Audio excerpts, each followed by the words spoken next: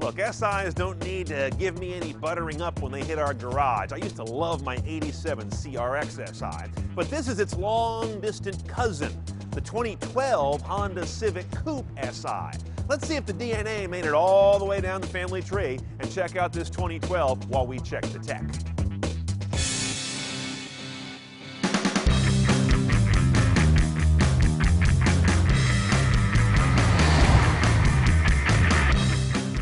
Now, the SI has 3 or 4 differences in cabin tech I want to point out to you since a standard Civic crossed our garage door a few months ago.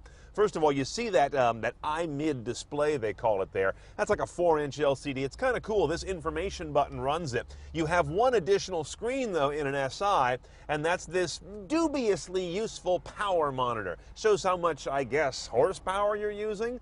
And it's got the little VTEC diagram next to it that I thought was going to change colors depending on my RPM, but no, the shift point stuff takes place on that screen on the left. You've got yellow lights that come on as you approach red line, and then the last 2 are red. They kick in from 5,200 to 7,000 RPM, kind of a graduated shift light. And the red light right next to the iVTEC word tells you when the iVTEC valve train has kicked in, yo. Other iMid screens include one where you can put up a wallpaper. It would be the black one there. I don't do that nonsense. You got a clock with date, your media screen, and a fuel economy screen. Now to the head unit, mildly revised, same crappy map that Honda's been hobbling their cars with for ages, but you do have some nice media choices now, including the ability to do Bluetooth streaming, and when you do so, at least on my Droid, I'm getting nice meta tag information to flow through, and pretty good transport control. The rest of your choices include AM, FM, but no HD radio. You've got satellite radio. Down here is an aux, and then here in the cabin, in the console, little pigtail for USB or iPod. Now that navigation screen, dated as it is, with satellite radio and traffic, is a $1,500 upcharge. I'd go for the standard head unit, and I'd go do something aftermarket and put a few hundred in your pocket. Now, of course, an SI is largely about its motor. This is Honda's 2.4-liter inline-4 with their famed iVTEC variable valve timing and geometry. That's one of the key things here because there's no turbo, no supercharger, no silly games being played. It's kind of a conventional motor. Little guy turns out 201 horsepower, 170 foot-pounds of torque. Gets this 2,900-pound car up to 60 in a few tenths below 7 seconds while delivering 2231 mpg. The drivetrain is also very simple. Front-wheel drive only, this laterally mounted engine, although the SI does get a limited slip gearbox.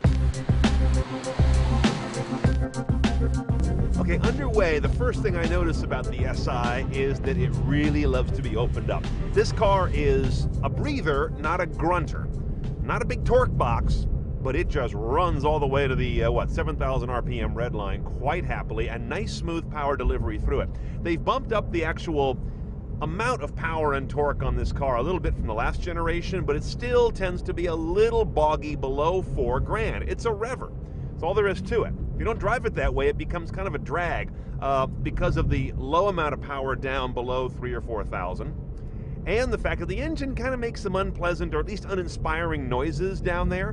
When you open it up is when you get that nice little snap and snarl. But regardless of how and when you drive it, I find the most annoying trait of this motor is incredible RPM float.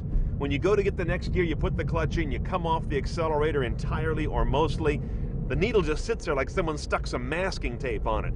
Handling is good, but I feel like the rear end is a little bit light, a little tail happy, and it feels like what it is. It's a front-wheel drive car without any particular sophisticated drivetrain technology. That said, it's a nimble, refined, fun little sporting car, just not top of the class perhaps anymore. Look, I like the SI Coupe a lot. I just don't love it the way I would have a number of years ago. It no longer defines the category like it used to. That said, here's how I do it. 23 grand base for an SI Coupe. It's nicely done in terms of audio system and most of the gear, and I'd hold it right there. Skip that $1,500 nav system. Waste of your money. Go aftermarket or just go smartphone. And skip the HFP tuner package. You don't become a tuner by having the factory do your package. That's not a tuner at all.